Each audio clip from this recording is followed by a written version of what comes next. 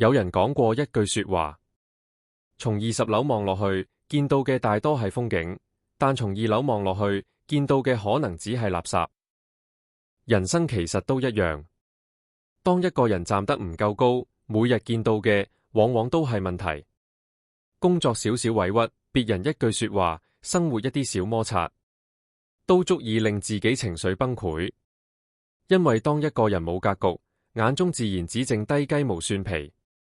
但真正有高度嘅人，睇世界方式會完全唔同。佢哋唔係冇煩惱，而係知道好多事情其實唔值得消耗自己。同一件事，唔同層次嘅人，往往會有完全唔同理解。有人只睇到眼前得失，有人已經開始思考背後規律。有人困喺情緒，有人已經學識抽離。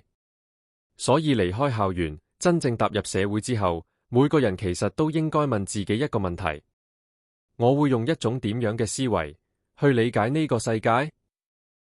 因為思維方式會直接決定你睇事情嘅高度。而哲學、歷史、心理學之所以重要，正正係因為佢哋可以幫我哋建立更大視野。